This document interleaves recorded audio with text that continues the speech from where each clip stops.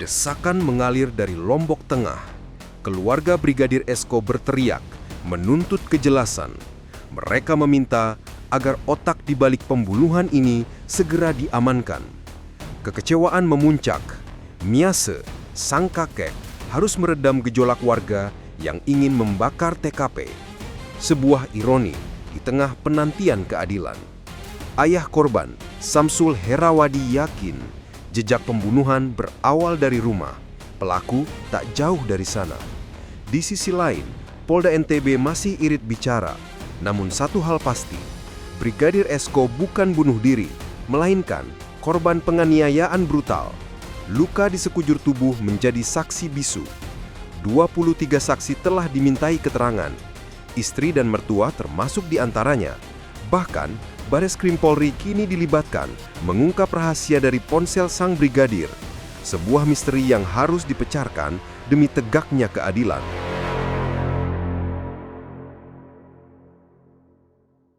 Sebenarnya kecurigaan tidak ada sama sekali sama keluarga. Sehebat apapun larinya sebuah kebohongan, kebenaran itu pasti akan terungkap. Saya akan kejar sampai manapun itu. Bila perlu kalau hukuman mati sudah sesuai keadaan anak saya begitu. Semoga pelaku ini nonton podcast ini. Halo Tribuners semua, selamat datang di Trilogi Tribun Lombok Dialog dan Inspirasi bersama saya Lailatul Niam.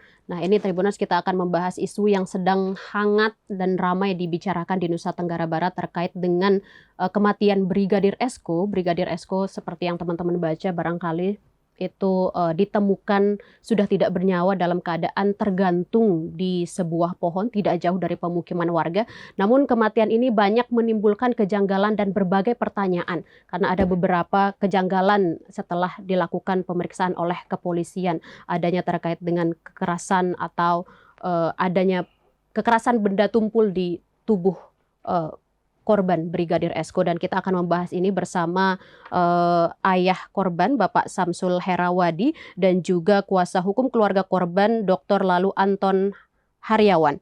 Terima kasih Bapak Samsul dan juga Pak Dokter, Bang Anton. Biasa kita sapa Bang Anton. Terima kasih sudah hadir di Tribun Lombok dan kita akan mengupas mungkin dari awal sebelum ditemukannya korban Brigadir Esko tergantung di pemukiman tidak jauh dari pemukiman warga, tidak jauh juga dari rumah korban. Nah, saya mulai dari Pak Samsul. Ya. Awal mula sebelum Brigadir Esko ditemukan meninggal dunia, itu ada kontak atau memang sudah tidak ada kontak gitu. Akhirnya mendengar kabar Brigadir Esko sudah tidak bernyawa, ditemukan tergantung. Terakhir bukan saya kontak, cuma ketemu hari Senin. Nah, karena dia almarhum anak saya itu kan chat adiknya, maaf dek saya tidak bisa pulang, dia bilang. Kan kebetulan saya kurang sehat, tapi tidak usah kasih tahu ibu, tidak usah kasih tahu bapak, biar tidak kaget. Tapi namanya adik tetap ngasih tahu ke ibunya. Ketika ibunya tahu, langsung ngajak ke rumahnya waktu itu. Akhirnya langsung ke rumah.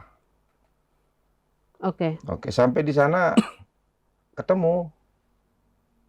Ya memang agak lesu-lesu gitu karena ya bilang kurang sehat kemarin Pak. Penyakit apa? Ya cuma hasil periksa dokter asam lambung, cuma enggak parah begitu. Besok sakit pagi pada umumnya. Ya, besok pagi saya masuk kantor Pak. Saya bilang. Ya kalau memang masih sehat enggak usah gitu saya bilang kan. Setelah itu? Cuma di situ ya ngobrol-ngobrol lah. Saya tinggal keluar cuma yang ngobrol sama ibunya di depan rumah sama menantunya sama cucu kan. Saya juga enggak terlalu ikut nimbrung karena bawa cucu kadang yang nimbrung sama dia kadang cucu sama menantu itu kan istrinya Esko. Oke. Ya. Artinya tidak ada percakapan yang aneh pada pertemuan hari Senin itu. Enggak ada. Saya lihat juga ibunya sama menantu sama istri korban santai-santai aja, kayaknya ceria-ceria gitu, enggak ada. Kayak Pak biasa aja. Enggak ada perasaan. Tidak ada kecurigaan apa. Dan nampak kecurigaan enggak ada.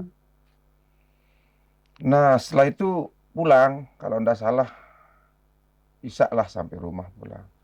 Nah, paginya dia piket memang hari Selasa Oke. itu. Cuma karena saya tahu dia sehat, dia ngantor, saya enggak khawatir, saya enggak chat, saya enggak kontak gitu. Biar sudah, karena kontak itu jarang. Saya juga enggak mau ganggu pekerjaan mereka. Kalau dia enggak ngechat dulu, enggak saya kontak. Biar Oke. sudah. Kadang dia ngantor, istrinya ngantor, saya sendiri diam-diam ke rumahnya cari cucu itu aja. Tanya mana bapak, mana ibu, ke kantor, Bu. Ah, ya sudah, saya enggak pernah tanya, enggak pernah kontak. Oke. Ke jenguk cucu itu aja. Udah ada cari yang lain gitu. Oke, artinya hari Senin Brigadir Esko menyampaikan dirinya sakit, kemudian Iya. hari Selasa tetap masuk kantor seperti Iya. biasa. Setelah itu, Nah, dihilang kontak karena istrinya chat malam Rebo itu, dia bilang, Pak, Kak Esko ndak ada pulang katanya kan. Terus saya bilang, yuk kan dia piket, ngapain pulang? Terus dia bilang, ndak, kebetulan Pak hari ini tadi ada remon. Terus sampai sekarang dia ndak transfer gitu kan. Oke. Ya saya bilang, tunggu dah sebentar. Nanti juga ditransfer, nanti juga pulang. Gitu. Nah, saya mau cari ke kantornya Pak, cari ke Polsek, dia bilang. Saya larang. Akhirnya, iya sudah. Terus dia putus, akhirnya jeda beberapa menit, dalam hitungan itu dia udah sampai di depan Polsek, katanya. Di chat. Istrinya menyusul. Istrinya ke sana, ke kantor Polsek Sekotong. Kita enggak pernah kepikiran berapa jeda waktu itu kan. Nah, Pak, saya udah sampai depan Polsek ini. Terus sama Rai, kenapa kamu malam-malam keluar kan? Terus dia nelpon, dia enggak ada di sini Pak. Terus apa? Dibilang seniornya katanya bilang dia keluar. Oh, ya udah kamu balik, tunggu di rumah, ntar juga sampai rumah. Dia bilang kan. Ya sudah Pak, dia bilang. Tutup. Nah, habis itu jeda beberapa menit yang juga ndak perhatikan jeda-jeda waktu itu karena ndak pernah kepikiran ini itu kan. Nah, jeda berapa menit dia bilang, wah Bapak, dia sudah sampai rumah. Mungkin dia sudah pulang, ini ada motor, ada sepatu, ada tas katanya. Posisinya istri korban menelpon Bapak ketika sudah di rumah? Sudah di rumah. Oke. Nah, terus, ya sudah kalian istirahat dah. Saya gituin. Terus saya putus, saya biarkan HP cas, habis ndak kepikiran sudah. Mau ada ini, ndak kepikiran akan ada kejadian yang janggal gini gitu. HP saya lepas sudah, ndak saya ingat. Nah pagi lagi chat. Ndak ada Pak, sampai sekarang dia ndak pulang. Coba tanya teman-temannya dekat rumah, misalnya sepupu apa. Saya chat, saya cari, saya telepon leteng-letengnya kan. Juga ndak ada pernah ke sini, ndak pernah. Tapi hari Selasa itu benar Brigadir Esko masuk. Seniornya bilang waktu. Oke. Dan izin keluarnya siang? Izin keluar di seniornya. Kira-kira jam berapa tuh? Siang, sore, siang apa malam? kayaknya siang. Dia cerita siang. Di situ dia hilang kontak katanya seniornya. Berarti Bapak terakhir kontak itu pas hari Senin. Senin itu Selasanya masuk piket, kemudian izin ke senior dan hilang kontak sama sekali. Hilang kontak sama sekali. Hilang beberapa hari. Bapak tidak ada kecurigaan atau apa gitu? Perasaan apa? Anak saya hilang beberapa hari. Iya. Komunikasi dengan istrinya? Kecurigaan tidak ada sama sekali karena saya kan yakin dia intel, dia kerja kadang walaupun dia lepas piket, kadang ditelepon seniornya, terus ada tugas di daerah tempat tugas, kadang warga gitu yang butuh walaupun lepas piket, kadang dia juga ke sana. Tapi saya itu tidak pernah terlalu ikut campur lah pekerjaan, urusannya anak karena ya saya yakin tidak ada masalah sudah saya. Akhirnya tidak pernah kontak.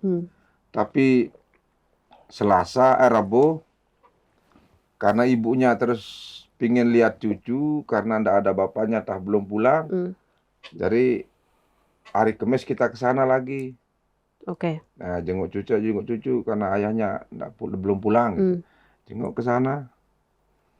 Cuma di situ, di lokasi di tempat itu, saya tidak ada perasaan, tidak ada kecurigaan. Biasa saja berkunjung ke rumah. Iya, ke rumah menantu. Cucu. Saya lihat ibunya juga ngobrol-ngobrol sama cucu sama menantu, tidak ada masalah, santai-santai aja. Tidak ada pembicaraan gitu kemana Brigadir Esko? Karena yakin ada tugas gitu. Ya cuma dibilang, ya kemana sih dia tidak pulang itu aja. Nah, udah mau 2 kali piket, dia tidak pulang. Ya kepikiran begitu sih, kemana, ada apa, dia sampai tidak pulang, ada apa, marah atau apa, dia bilang istrinya kan. Cuma yang ngobrol ibunya saja, ada langsung keluar, dah jalan-jalan. Yang saya cek kan waktu itu bertanya di tetangga-tetangga, kira-kira ada ndak yang jelas lihat si Esko pulang malam Rabu itu, dia pulang terus dia keluar, ada ndak yang lihat di sini, ada ndak yang tahu. Cuma di sekitar itu keluarga maupun tetangga bilang ndak tahu. Terus saya coba keluar sampai ke jalan cek CCTV. Mungkin ada yang pakai CCTV. Ternyata CCTV ndak ada gitu. Sampai saya jauh belok kiri jalan, belok kanan saya cek CCTV, mungkin ada CCTV yang bisa ternyata ndak ada. Tapi gelisah begitu ndak terlalu. Masih mempertanyakan biasa aja. Terus kita chat lettingnya, seniornya, mungkin ada sembunyi di tempat-tempat temannya kan. Cuma ndak ada titik temu. Akhir sore pulang lagi. Kamis, Jumat, selang sehari itu saya tanya-tanya ada waktu pulang ke rumah kan, chat temannya siapa yang di Pujut, yang di Kutus, saya chat semua. Saya bilang ndak ada yang kesini, nomornya sudah ndak aktif. Di jeda itu saya chat, saya SMS, saya chat, saya telepon, chat, telepon, gitu aja. Jeda berapa saya kirim chat, saya telepon lagi tapi tidak berdering. Tidak aktif sama sekali. Nah, Sabtu itu terakhir juga diajak lagi ke sana sama ibunya. Sehari sebelum jenazah. Sehari sebelum jenazah ditemukan. Ya memang gimana ya? Setelah ditemukan di situ merasa ada kejanggalan, baru ternyata ditemukan jenazahnya di seputaran itu, tidak jauh dari rumahnya. Hari Sabtu kan di ruangan yang disegel polis lain itu Pak. Di situ biasanya saya sholat, saya istirahat. Kalau ke sana kadang bawa cucu istirahat di sana di ruangan itu. Cuma di hari Sabtu itu pas saya mau sholat asar, sambil duduk di depan, saya pas mau naik sholat, baru naikkan kaki kanan, diam. Tidak ada rasa curiga sedikit pun. Sekitar beberapa menit, akhirnya mundur, sholat di tempat lain.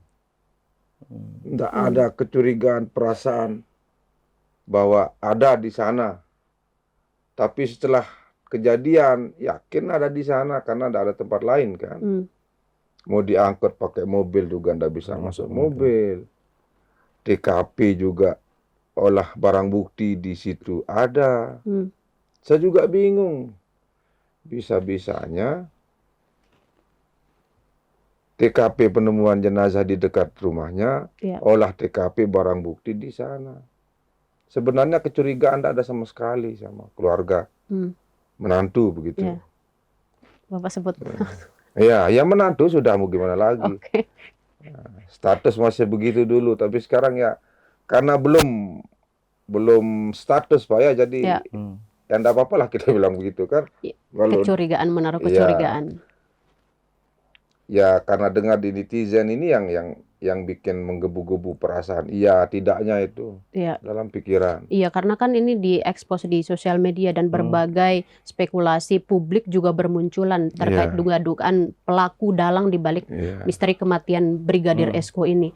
Dan kalau di media juga ada beberapa kejanggalan yang Bapak temukan sendiri di rumah korban, itu mungkin bisa dijelaskan secara detail kejanggalan-kejanggalan seperti apa yang ada di rumah korban yang Bapak temukan? Nah, kalau kejanggalan itu setelah ditemukan barang bukti sesuai yang dibacakan di kepolisian kan. Yang saya tahu kan waktu itu hanya barang bukti di olah TKP pertama kan, penemuan jenazah, jaket, celana, HP, ada kunci motor dan jam tangan. Cuma itu yang saya tahu. Tapi setelah kita dipanggil untuk pelaporan di Polres, selesai sekitar jam 00 waktu itu. Selesai, akhirnya Pak Kanit Pidum keluar. Oke, sudah ready pelaporannya, siap sudah Andan. Sekarang barang bukti keluarkan semua. Dibaca yang saya sebutkan 3 tadi. Saya kaget waktu disebutkan barang bukti di olah TKP kedua. Di situ ada ditemukan bercak darah di handuk anak korban.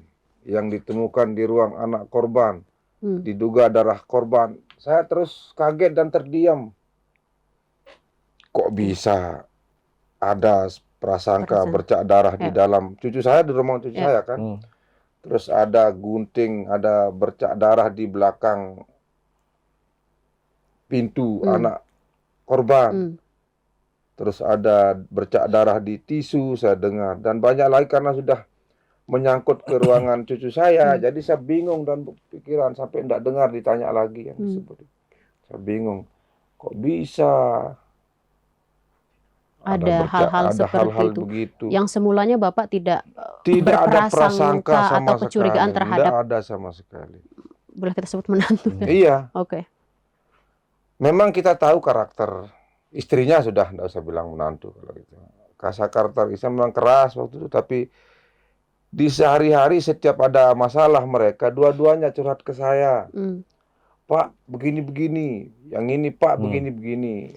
Tapi saya damai, saya tidak marahi dua-duanya. Anak saya juga tidak saya marahi, itu juga istrinya. Ya bagaimanapun kalian sudah satu hati, sudah bersatu berkeluarga. Jadi saya tidak berhak ikut campur rumah tangga kalian. Silakan kalian bina. Seberat apapun masalah akan selesai dengan damai. Cuma saya gitu kan. Tidak pernah saya ikut campur lah begitu. Dan ini ya tadi sudah disebut secara jelas terhadap kecurigaan terhadap istri korban, terhadap menantu Bapak sendiri. Bang, ini saya pindah ke Abang sendiri ya. Berdasarkan hasil forensik juga di media disampaikan ada ditemukan sejumlah kekerasan, benda tumpul terhadap tubuh korban. Nah, dugaan ada rencana pembunuhan, itukah yang akan dituntut dari kuasa hukum? Kemudian bagaimana dari kuasa hukum mendesak hingga ini benar-benar dituntaskan, menemukan siapa dalang dibalik kematian Brigadir Esko? Oke. Penyidik kami melihat ya, bekerja secara profesional. Kami apresiasi itu. Jadi rilis dari beberapa teman-teman di Polda NTB, dari Dirkrim kami melihat juga ada beberapa penyampaian bahwa meninggalnya almarhum Brigadir Esko ini akibat pukulan benda tumpul. Berarti fix almarhum ini bukan meninggal bunuh diri, tapi meninggal dibunuh. Benda tumpul. Dan saat dilakukannya otopsi, selesai otopsi, 3 perwakilan keluarga saat itu diberikan masuk ke ruangan selesai otopsi saat itu. Bukan hanya pukulan, tapi ada sayatan benda tajam di tangan kiri. Di tangan kiri korban yang diduga itu pisau atau gunting pisau lah, benda tajam. Berarti kan kalau kami melihat ada sebuah perlawanan dari almarhum kan? Nah, ada pisau. Nah, kami kemarin kan melihat sudah perbuatan melawan hukum sudah jelas ada, maka perkara sudah naik ke pro justitia, yaitu sudah ada bukti permulaan untuk ke tahap penyidikan. Tinggal siapa pelakunya. Nah, siapa yang menjadi tersangka. Nah, kami meminta kemarin kan handphone itu kan lagi dikirim ke Bareskrim untuk dilakukan digital forensik. Kami minta kepada penyidik kemarin bukan hanya handphone dari korban. Jadi kan handphone korban terkunci kan? Begitu terkunci, semua orang yang ditanya paspor handphone itu tidak ada yang mengetahui. Termasuk istri dari korban sendiri tidak mengetahui berapa sih paspor suaminya. Maka kami meminta, biar tidak menjadi simpang siur di media sosial, di netizen, kami meminta semua handphone orang yang sudah terperiksa, ya kan, yang diperiksa oleh penyidik itu dilakukan penyitaan karena sudah pro justitia untuk dilakukan digital forensik semua handphone tersebut. Nah, siapa sih yang percakapan terakhir kali dengan almarhum misalnya? Terus letak posisi almarhum terakhir itu di mana? Kan bisa dicek dari digital forensiknya. Atau meminta kepada, kalau dipulihkan WhatsApp kan agak sulit, Mak. Atau minta penyidik kepada Meta untuk dipulihkan WhatsApp tersebut. Diekstrak. Iya, bisa. Itu yang kami lihat. Nah, setelah itu kami meminta Polda cepat melakukan gelar perkara dan menentukan itu kan siapa sih tersangka, siapa turut serta membantu tersangka. Jadi apakah masuknya ke pasal 354 apa 340? Apakah pembunuhan ini penganiayaan mengakibatkan hilangnya nyawa orang, apakah direncanakan? Oke. Nah, disitulah. Tapi kami meminta kepolisian Polda NTB atau Polres Lombok Barat untuk segera menetapkan tersangka. Akan tetapi dari beberapa diskusi kami melihat ke polisi penuh dengan kehati-hatian. Iya, betul. Ya, kami sepakat bersama bahwa fix ini adalah pembunuhan.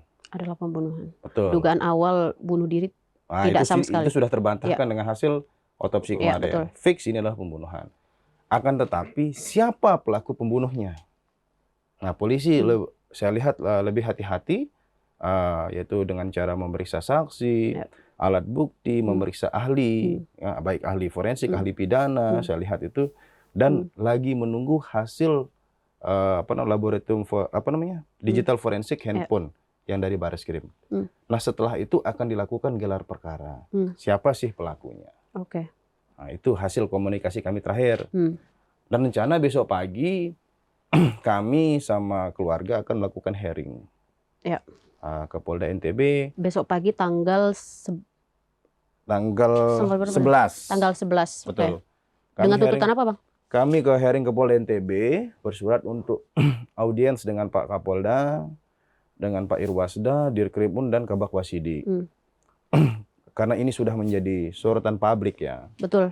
Ini jadi sorotan publik dan ini bukan main-main, sangat keji kami lihat ini. Pembunuhannya sangat keji kami lihat, sangat kejam. Kami minta untuk segera dilakukan gelar perkara dan menetapkan tersangka agar tidak jadi polemik di masyarakat. Karena ini tuduhannya tuh simpang siur, Bang. Kalau terus dibiarkan di publik sebelum ada kejelasan, diskusi-diskusi di publik juga. Yuk, kami transparansi. Kami meminta juga dari keluarga si istri, istri almarhum, ayo bersama-sama kita bongkar siapa pelakunya.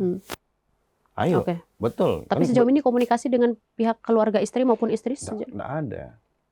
Tidak ada apa maksudnya? Nah itu maksudnya menutup diri atau? Betul. Jadi sama dengan kemarin kita usulkan, ayo kalau podcast kita sama-sama podcast. Ayo kita sama-sama podcast, hadir sama-sama. Ini kan nyawa dari suaminya yang hilang ya. Ayo sama-sama kita perjuangkan, kita bongkar siapa pelakunya, biar transparansi. Jadi tidak ada multitafsir di medsos, di netizen. Iya, betul. Gitu. Ya, kita sama-sama mencari tahu siapa sih pelaku pembunuhan almarhum Brigadir Esko. Karena polisi sudah sepakat nih fix hasil autopsi bahwa meninggalnya almarhum Brigadir Esko akibat pukulan benda tumpul. Bukan bunuh diri. Bukan bunuh diri. Nah, berarti kita sama-sama mencari siapa pelakunya gitu. Gitu. Informasi baru yang kami terima dari media bahwa dari pihak kuasa hukum maupun dari Bapak sendiri sebagai masih ada ikatan keluarga, artinya pihak keluarga istri maupun istri menutup diri gitu untuk terkait dengan seperti yang ayo kita sama-sama selesaikan ini. Memang sempat sih dia chat setelah pemakaman kan. Ya bilang, Pak mohon maaf saya tidak bisa jenguk makam sekarang, mungkin besok pagi. Ya, artinya istrinya tidak ada di pemakaman hari itu hadir sih dari keluarga semua, cuma hari itu aja. Terus besoknya dia SMS, mohon maaf Pak, belum bisa jenguk makam. Nah, mungkin besok pagi. Pagi juga ditunggu, ndak ada sampai siang. Terus dia chat lagi, mungkin nanti sore. Sore ndak ada, bilang besok pagi. Nanti sore, besok pagi. Sampai sekarang belum. Artinya sudah tidak ada komunikasi, diskusi terkait dengan... Pernah dibilang gitu kan, saya ndak bisa ke sana Pak, bawain cucu jenguk makam. Karena saya diperiksa katanya, dipanggil ke Polres. Saya bingung, muaranya orang-orang penyidik tuduhannya ke saya. Dia bilang, bagaimana nih Pak? Dia bilang ke saya kan. Ya saya bilang, kenapa pusing? Jawab jujur, iya, tidak, selesai saya gitu kan. Kenapa Bapak bisa menjawab seperti itu? Kenapa iya, tidak? Maksudnya artinya Bapak sudah menaruh kecurigaan gitu terhadap Bukan. Makanya saya jujur, kalau memang iya saya pelakunya, jujur aja kan selesai, atau ke saya gitu kan. Cuma dia akan minta tolong ke saya. Bagaimana ini Pak? Saya aja tolong, mohonlah bilang ke saya kan. Saya suruh jawab jujur. Kalau memang iya, tidak selesai saya gitu. Terus ibunya juga nelpon, Saya disuruh ke sana, kapan ke barat ke sini. Kayaknya muara ini masalah ini ada di Side, dia bilang kan. Ya, kok tambah bilang menunjuk mengarahkan ke saya muara penyelesaian kan. Jadi, oh maaf Mbah, saya tidak bisa ke sana, saya tidak bisa tinggal ke rumah.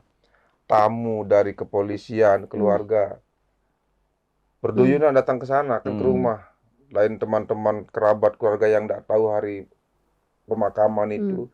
Esok, lusa terus berdatangan. Saya bilang begitu, memang nyatanya begitu. Ntar dulu kita perjelas Pak. Ibu Menarik yang ibu yang menyampaikan bahwa permasalahan ini mengarah ke Bapak. Sumpah. Besan. Ibu istrinya. Oh, ibu istrinya. Besan ya? Besan. Oke. Lanjut Pak. Menarik fakta. Ya bilang begini saya Besan. Kayaknya Side yang akan Bapiram bebat. Dia bilang. Dibilang minta saya ke sana sambil Kapan jenguk ke barat? cucu. Ya. Ke barat. Terus, maaf Mbah, kayaknya ndak bisa, saya gitu. Saya ndak bisa tinggalkan rumah. Ibunya Esko pingsan. Memang kenyataan begitu. Sebentar pingsan, ada tamu pingsan, ada tamu pingsan. Sampai diimpus lah, 2 hari kemarin. Ya. Begitu ada tamu, bahas masalah anaknya, terus pingsan. Kalinya drop. Makanya saya ndak bisa. Dan memang saya juga belum mau ke sana sudah. Pingin jenguk cucu, jemput susu dulu. Cuma malas lah ke sana dulu. Karena dengan situasi yang sudah terjadi. Yang... Perasaan Bapak ketika mendengar pertama kali Brigadir Esko meninggal dunia dengan kondisi yang sangat tragis sebagai seorang bapak. Nah, waktu itu kan saya tahu di rumah sakit, sudah sampai rumah sakit. Sebenarnya saya tidak mau lihat di foto yang di medsos, di Facebook. Saya juga tidak mau lihat kan. Lihat Pak, tidak mau lihat saya kan. Tapi terakhir, saya kan berpikir, kalau saya tidak lihat anak saya, kapan lagi terakhir saya lihat. Waktu di ruang otopsi kan. Dalam hati kecil berpikir, iya sudah. Apapun dampak terburuk yang akan saya alami ketika saya tahu anak saya dalam keadaan apapun. Siap hatta saya harus mati, saya bilang kan sama Pak Kapolsek juga di sana. Terus 3 orang paman, bapak papunya yang ke sana. Saya bismillah. Masuk buka pintu ruang otopsi. Baru enggak sampai 5-10 menit, enggak sampai lah. Enggak berapa detik lah, saya udah enggak mampu jelas saya lihat. Muka sama sekucur tubuh sudah. Karena sudah membengkak dan ya gimana, bukan anak saya dalam hati kecil saya itu udah tidak mampu lihat, saya lemes, tidak mampu, kayaknya bukan anak saya dah ini.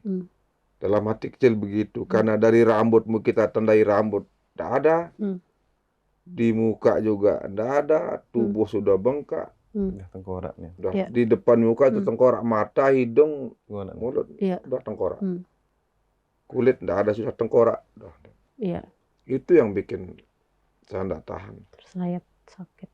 Kemudian terkait dengan keterangan tetangga korban juga yang banyak memberikan kesaksian bahwa tidak pernah mencium bau busuk, bahkan karena kan jaraknya cukup dekat Bang ya, Iya, betul. dari Dekat, TKP sekitar dengan 10-12 meter ya. Nah, seharusnya 12 kan meter. 12 meter. Nah, itu jaraknya cukup dekat sekali. Dan korban, tetangga korban juga tidak pernah memberikan kesaksian bahwa pernah melihat Brigadir Esko tidak pernah mencium bau busuk dan sebagainya gitu. Itu kan kecurigaan-kecurigaan yang muncul juga sebagai pertanyaan, kenapa ini bisa terjadi? Bahkan seharusnya kan bisa. Gitu. Menurut saya memang sih kalau memang malam Rebo itu jasadnya dibuang ke sana, hari Kamis, hari Sabtu saya ke sana pasti ketemu. Kalau memang di lokasi tersebut. Karena jarak dari rumahnya ke lokasi itu 12 meter. Dari atas tembok suter aja kita lihat. Kelihatan 12 Kelihatan tepatnya. Dari rumahnya kita lihat di atas tembok pembatas gini kelihatan di depan gang. Nggak ada bau, nggak ada. Lebih-lebih hari Sabtu itu.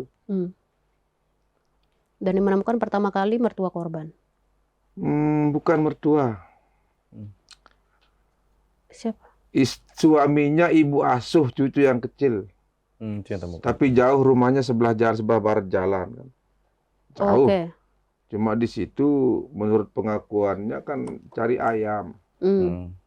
Ya wajar mungkin cari ayam. Ya. Kita nggak mau berprasangka juga karena kesehari-harian kalau saya ke sana orangnya baik, dia yang cucu yang kecilan itu, istrinya ibu asuhnya kan. Artinya kecurigaan Brigadir Esko sudah dalam keadaan meninggal dunia, mungkin tubuhnya Disekap, sudah, ya, ya kemudian mungkin beberapa hari baru keluarkan. dikeluarkan. Yakin saya kalau dari hari pertama dibunuh ndak ditaruh di sana. Oke. Yakin. Apa harapan Bapak terkait dengan kasus Brigadir Esko ini? Ya Apa yang secepatnya pelaku terungkap, ditahan dan mohon kepada tim penegak hukum memberi hukuman yang seberat-beratnya. Bila perlu kalau hukuman mati sudah sesuai keadaan anak saya begitu kan. Jujur dari kalangan keluarga sangat berat karena dibilang kebanggaan lah almarhum. Ya. Dari semua unsur, dari kakek keluarga yang dari selatan, yang dari utara merasa kehilangan. Ya. Nah, bukan sih kita bangga menyanjung anak, tapi kalau pribadi Esko almarhum, jujur tidak pernah bikin masalah. Seorang Brigadir Esko. Pendiam, tidak banyak omong, tidak kayak waktu sekolah SMA aja tidak pernah bikin masalah. Beberapa tetangga juga menyampaikan hal yang sama, Brigadir Esko cukup pendiam dan orangnya ramah baik gitu. Iya, memang tidak pernah bikin masalah. Bapak menuntut hukuman mati untuk Hukuman pelaku. mati. Oke. Gimana Bang? Satu yang saya pesan ya. Oke. Semoga pelaku ini nonton podcast ini. Kayaknya sih nonton ya. Semoga pelaku ini nonton podcast ini. Saya yakin pelaku tidak tenang saat ini. Oke. Satu kata ya. Sehebat apapun larinya sebuah kebohongan, kebenaran itu pasti akan terungkap. Saya akan kejar sampai manapun itu. Kebenaran pasti akan terungkap. Betul. Sehebat apapun larinya sebuah kebohongan, kebenaran itu pasti akan terungkap. Kebenaran pasti akan terungkap. Betul. Cukup itu Bang? Cukup. Cukup Pak, atau ada yang mau disampaikan? Cukup. Wow, ada beberapa statement yang menurut saya cukup menarik dan juga ada beberapa fakta yang baru kita temukan. Biasanya kami dari media karena kan keterangan biasa dari kepolisian, dari narasumber, dan di podcast ini ada beberapa hal yang terbaru gitu. Betul. Terima kasih Bang Anton dan juga Pak Samsul. Nanti kita tunggu perkembangannya dan juga hearingnya nanti hasilnya di Polda itu seperti apa. Tuntutan gelar perkara juga kita dari media menunggu bagaimana dan siapa pelaku dalang dibalik kematian Brigadir Esko yang cukup tragis ini. Dan ini beritanya nasional, banyak dibicarakan secara nasional dan publik juga menunggu siapa sebenarnya pelaku.